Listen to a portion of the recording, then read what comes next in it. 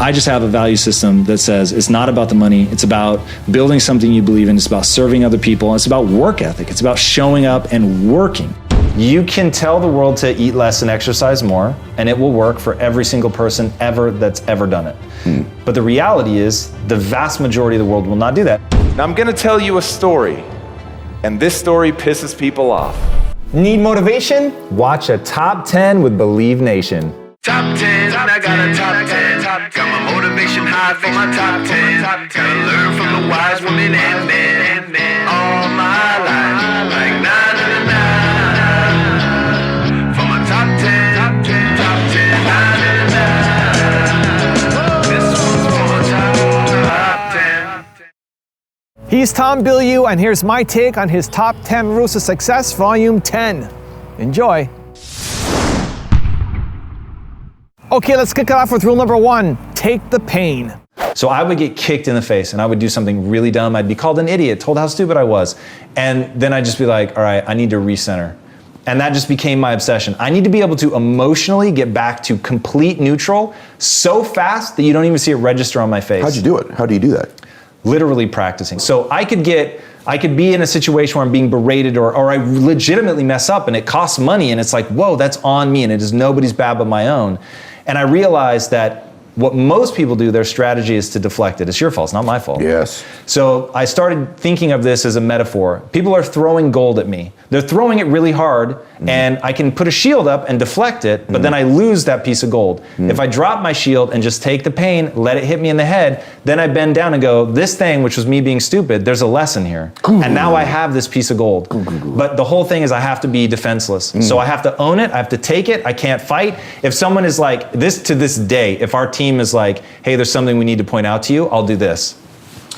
I square up to it. I want them to know, like, hey, I want to hear it. I want to know. Like, I want to be literally physically open. I'm not going to close down. I'm going to do everything I can to square off, to open myself so that they know I'm receptive to the criticism, right? Because that's the nugget of gold. What I know is it's going to hurt. It's going to sting. But if I can emotionally recenter so fast you don't even see that I went through something, now I can just process, how do I take this information you've given me and get better? Rule number 2, find fulfillment. I went through the pain of living the cliche of money can't buy happiness early. So that was the very thing that gave birth to my true financial success. Was so me walk saying, me through that, though. Because most people will never experience what it's like to come into crazy wealth. Yeah, it is a really funny moment, and funny is the right word. It's fun, but it's also funny in that when I was growing up, part of the reason I wanted to get rich was I looked at those people with admiration and I did not look at myself with admiration. So I thought, oh, well, if I can get wealthy, then I will look at myself with admiration. This will be amazing. And then when I got the money, by then I had changed myself fundamentally as a person and I had earned so much self-respect and so much self-worth that by the time I got the money, I wasn't looking for anything from the money other than it is the great facilitator. It will let you do extraordinary things, but it won't make you an extraordinary person. It won't make you feel any differently about yourself. And because the money came literally like that, because we had paper wealth, so I was worth hundreds of millions of dollars on paper. But I just cannot stress enough, that's meaningless in your real life. I was driving, at one point, a beat up Ford Focus. My wife and I had to share it, had a leaky exhaust, and yet at that point, I was worth tens of millions of dollars. But there were employees that were living far better lives than I was from a financial standpoint. So that's paper money. Now, bank account money came in an instant. And so it was about, 6 years into our journey. And we decided to take a small investment to diversify. So it was a pure founder liquidity moment. And because the valuation of the company was over $1 billion, you can imagine even at a small percentage, just the raw number of dollars is insanity. So all of a sudden I was fantastically wealthy. But I was like, it is so, in fact, this was how that day went. So everyone I said earlier, beliefs, values, identity, habits, routines, right? These are the things that make people up. And I just have a value system that says it's not about the money. It's about building something you believe in. It's about serving other people. It's about work ethic. It's about showing up and working. And I value myself for that. So on the day that the money hit, it hit at 8 a.m. in the morning or something. And my wife, we're both in the gym. And she's like, what are we going to do today? And I was like, what do you mean? I'm going to work. And she like couldn't wrap her head around that. She's like, whoa. You're going to go to the Lamborghini dealer? Yeah, she's like, come on, we've got to like go do something. We've got to celebrate. And I'm like, there's no universe in which I don't show up for work today. None, under no circumstances. So if you were to ask my employees, when did the money hit? They all be like, I have no idea. They knew that it did hit, but they didn't know what day because I acted completely the same. And the thing that I want people to understand is I feel the same. So all of the like things that I believe about myself to be good, I still believe to be good. I earned them. I earned them by doing the hard thing time and time and time and time again.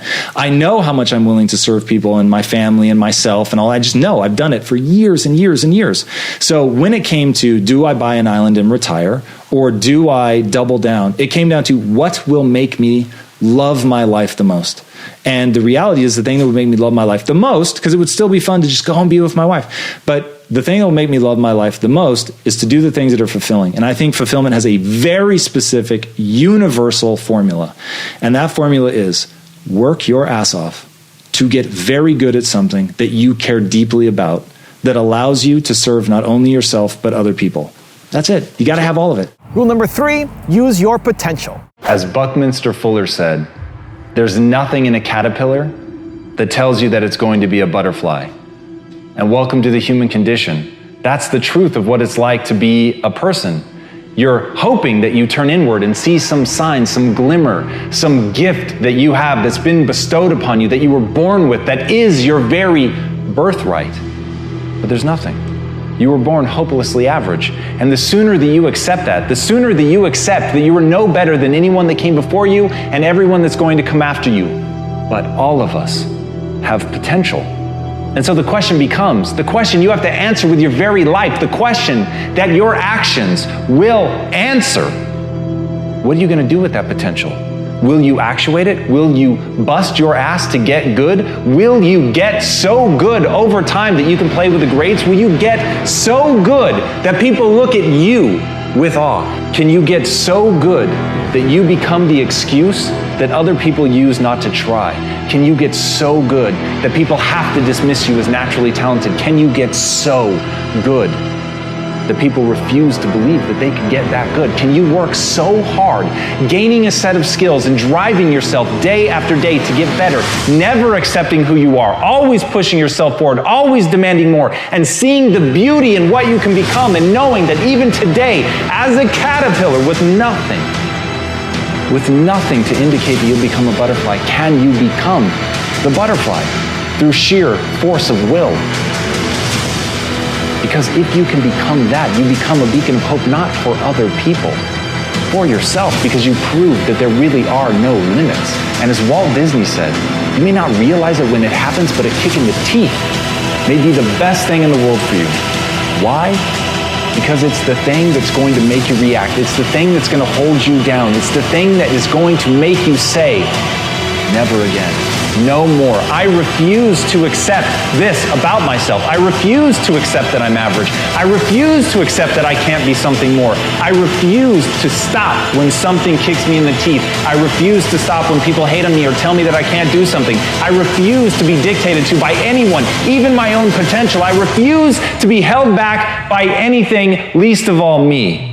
Rule number 4, find your why. And for me, it was I grew up in a morbidly obese family. My uncle essentially ate himself to death when I was 12 years old, and it was scary and sad. My mom is morbidly obese, has been my entire life. My sister's morbidly obese, has been almost her entire life. My dad at one point was morbidly obese and then lost weight, but it was like, that's just where my family lived. Yeah.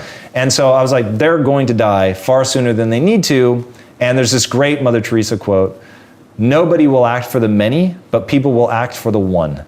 And so I just needed to wake up every day and think about my mom and my sister, and that was it. And I thought, I can show up every day and fight for them. It's not about the money anymore. I can fight for them. Also, if you want to learn how to have more confidence, check out my 254 Confidence series. The link is in the description below, and it's free. There's a gap between who people are and what they tell you they want to accomplish. Rule number 5, achieve mastery. This may be the biggest problem we face as a society. People don't remember that skills have utility. They let you do something. You don't learn to build a house to impress your parents. You learn to build a house so people can live in the house you build. And once people understand that, like, holy You're building this house so somebody can live in it, build a home in it, have a family, be sheltered from storms. Like, it's a real thing, man. And so all of that effort and energy you went into, I have the chills right now, is so you can create that moment for yourself, for other people. It is something so much more than going to architecture school, which maybe you went to because your parents wanted that and they were architects. And so you do that thing for that. And you forget that the whole reason you became an architect was to build houses. And so once people realize, oh, I'm putting all of this time and energy to build these things because they let me do something. What do I want to do? What do I want to give? What do I want to create? When you look at skills from that perspective, it is being a superhero. It is being a superhero. You're going to collect these abilities. These abilities actually let you do something. The fact that Superman can fly allows him to save people, allows him to do things other people can't do. We all have this opportunity to become capable of the extraordinary, to be able to do things other people can't do. And that feels so good. Rule number 6, take ownership. I'm going to tell you a story, and this story pisses people off. And it goes like this. My wife, who happens to be British, big it up for England, let's say that she is with her mom, and she's in the bedroom that she grew up in. She's all safe and sound, the door's locked, the alarm is on, her mom's in the next room making sure that she's safe. But right then, a meteorite comes screaming through the atmosphere, crashes into her bedroom, and kills her. Whose fault is that? I know some have listened to my content. I will tell you that right now. Now, if people don't know me, everybody goes to, it's dumb luck, divine providence, it's nobody's fault. How could you blame yourself? Well, let me tell you how I could blame myself. And when you hear the reality of this and you realize that I am in no way, shape, or form being hyperbolic, it actually is my fault. Here's why. I know right now there is an organization that track what are called near-Earth objects. In fact, I'm on the board of the X Prize. One of the prizes that they're trying to raise money for is for this problem, to track all these known objects and to find some way, lasers, planted nuclear explosions, something, to make sure that if something is ever on a collision course for Earth, that we can stop it. Literally, 4 weekends ago, I had a chance to vote for this, to say this should be a prize, and I didn't. So now, not only have I never sent a dime of my money to help, I've never sent an email with encouraging words, I've never called them up to tell them what I think they should do, now I literally voted against them. So, if a meteorite happens to kill my wife, I don't have anyone to blame but myself. That's so apparently true.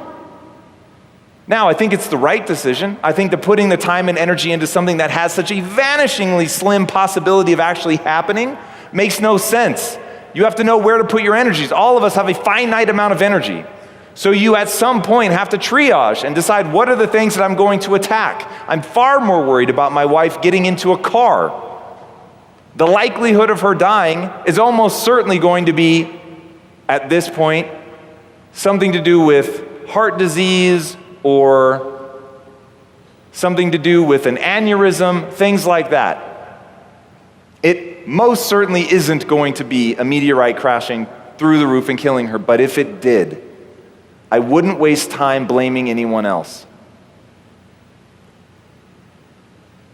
Now the key here, I wouldn't beat myself up over it. I would be crestfallen. My wife is my everything. It would be a loss so devastating I don't even want to comprehend it. But I just wouldn't waste time blaming anyone else. Because the reality is, and let this come home, your life is the exact reflection of the choices you have made. Love your life? Great, you've made awesome choices. Hate your life? I'm sorry. You've made bad choices. But the good news is, you're in control. Rule number 7, have clarity. Take us a little bit through Quest for a few minutes. What made it work? Like, what did you do that was crazy that other people didn't do? Our mantra was, you can tell the world to eat less and exercise more, and it will work for every single person ever that's ever done it. But the reality is, the vast majority of the world will not do that. And we already know that, right? So people have been saying that for like 60, 70 years. And so we're moving in the wrong direction. So our thing was, don't change behavior, leverage it. So we already know people will eat things they want to eat. You can't stop people from eating a chocolate chip cookie. So the question was, could you make a chocolate chip cookie that was actually good for them? So that metabolically, it was actually advantageous to eat that cookie. Could we bust our asses that hard to make that thing? And so it wasn't easy, but now we had a mission. We wanted to end metabolic disease. Now, when you have that clarity, I know people are going to eat things based on taste purely, so we know we have to address that, which is why we made snack foods instead of like, coming out with broccoli and, steamed. Right. Yeah, exactly. Yeah. We made chips. And so, but if you called Quest and said, hey, I want to get in shape, what should I eat? Our answer was boiled chicken breast and steamed broccoli. Right. Because that's the truth. Yes. Right? So we're not trying to pull a fast one. We want people to know they can trust us. We know where our products fit in. When you absolutely have to have a chocolate chip cookie, eat our chocolate chip cookie. Rule number 8, be patient. You jumped into this startup situation because I'm not getting from you that business was a driving force for you as a kid. It was about art and expression. Yes, 1000%. I am not a born entrepreneur. Yeah. Not in the slightest. And part of the reason that my philosophies are what they are is because I have lived them. So when I talk about having a negative voice, it's because I have one, and it is aggressive. When I talk about anxiety, it's because I had anxiety. When I talk about being able to become an entrepreneur, it's because I had to. So I didn't have the instincts. In fact, from an instinct perspective, I didn't have any. And I had to learn all of that. Now I would say I do have good business instincts because I've trained them over time, but I certainly didn't have them in the beginning. And in the beginning of my business career, and this is real, and I really want people to feel what I feel when I say this. The only contributions that I would make for probably the first 2 years of being in business, the only contributions I would make to a conference call were to say goodbye. And I remember looking forward to that because I was finally going to get to say something. But because at least I knew enough to keep my mouth shut when I didn't know and I didn't understand, and I didn't want to look stupid. So I would just be quiet. I would listen and learn. And I'm very grateful to the guys that gave me that opportunity. They would let me on the call. So I was often in rooms that I probably would never have been allowed to be in if I'd been in a traditional company. But because it was a startup, they just kept letting me listen in on phone calls and stuff. So that ended up being really, really extraordinary for me. But yeah, I had to learn to be an entrepreneur. Rule number 9, get better every day. Here's the hard truth about getting great. It takes time and dedication. It takes a willingness to accept that you're not yet good enough. It takes the ability to stare at the places that you know that you're weak, to really look at those things and not let it affect your sense of self-esteem and not let it affect your sense of self-worth so that you can still get the momentum going. But you have to understand that in the beginning, we're all terrible. And as Henri Cartier-Bresson said, your first 10,000 photographs are your worst. And so the thing that really makes great art are the people that continue to push and the people that continue to work and face how inadequate they are and really understand that at the end of the day, greatness is a craft. Greatness is a process. Greatness is a habit. Greatness is the little things that you do every day, over time, going out every day, unafraid of whether or not this is one of the 10,000 terrible things that you're going to do. It's being unafraid to make those mistakes. It's being unafraid that you're not yet great. And as Marianne Radmacher said, courage doesn't always roar. Sometimes courage is the quiet voice at the end of the day saying, I will try again tomorrow. And that's it. If you want to be great, that's what you have to do. You've got to get up again tomorrow. You've got to be willing to face another day. You've got to be willing to accept that you've got to get through the bad ideas before you can get to the good. You've got to understand that you have to start as an apprentice. You have to start as a person going and getting tea, and you have to accept that that's the job that you should be playing, that you should be working for somebody else. You should be looking up to somebody else and seeing what they can teach you, because what you know is that you're there to learn. What you know is that you're there to get through the 10,000 bad photographs that you need to get through to ultimately achieve greatness. And if you make the catastrophic error that so many make, to try to tell the world that you're extraordinary today, to try to get the world to follow you and look up to you and think that you're something today. Because the people that really win are the ones that invest today, the ones that listen today, the ones that spend every ounce of their energy amassing mastery, getting better every day, working their asses off to improve their skill set, to relentlessly look at the things that they're not doing well, to understand that they have to break themselves down and get rid of all of their ego before they can really find greatness. Those are the people that we remember.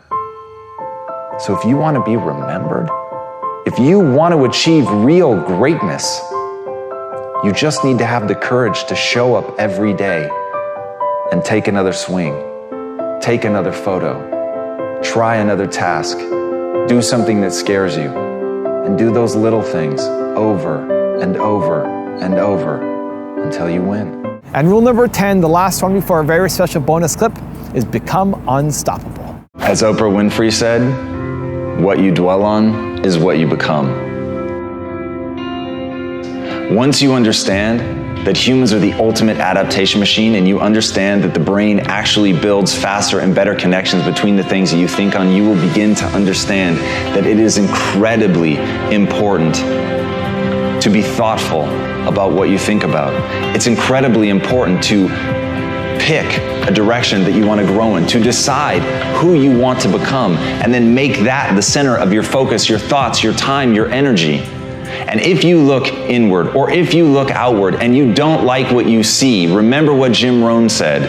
If you don't like how things are, change it. You're not a tree. And that's the beauty. That's the beautiful thing about being a human. We are so plastic and we can change so dramatically. We are so good at adapting that we forget. That's literally what we do.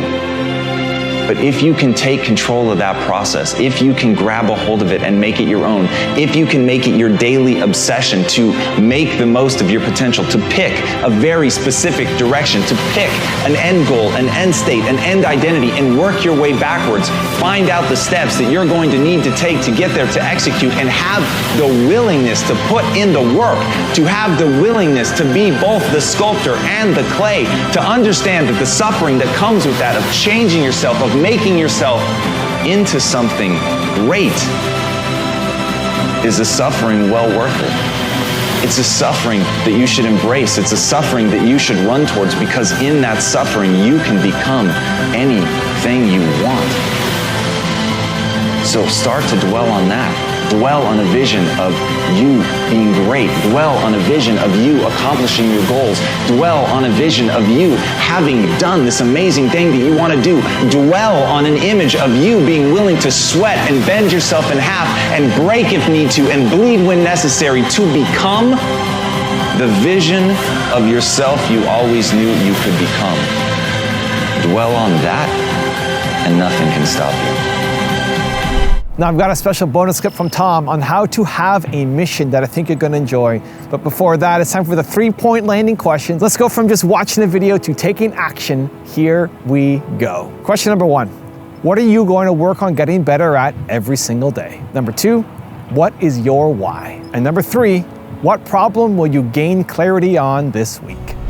I want to tell stories that empower people, period, simple as. So my thing is, if Disney can create the most magical place on earth, could we create the most empowering place on earth? And I don't mean physically like a Disneyland, but by telling stories, both nonfiction through social media and fiction through comic books, movies, TV shows, could I create an ethos that was as clear and easy to recognize as Walt Disney's magic that was about empowerment? And so that's what we're about. So there will be some element of we're reading scripts and being producers and attaching things and just getting things produced. But the real thing is, if Disney were founded today, I think that there would be a huge social component. And there's it's not a mistake that Walt Disney at one point was considered the most famous man in the world. And the US government literally would send him on goodwill missions to other countries. So there's just something about when you have an ethos that people can believe in, when there's a face to the company and it's not just a corporation, there's someone to believe in, there's someone to get value from, even if you're not consuming their product. Like there's just, people gravitate towards that now in the era of social media. And I have the same feeling I have now that I had at Quest, which was, it's the right message at the right time. And so given where everything is going, so we started 2 years ago. The word impact now is like everywhere. And it's because we could see like emotionally, because that's where I wanted to make impact, and I could see that that's where the world's going. Like people just want to make impact, and millennials feel it, but Gen Z is obsessed by it. And so I think that I'm on a collision course right now to make content that Gen Z is going to be changed by. And so that is really what I'm about, is creating the content that is going to define culture.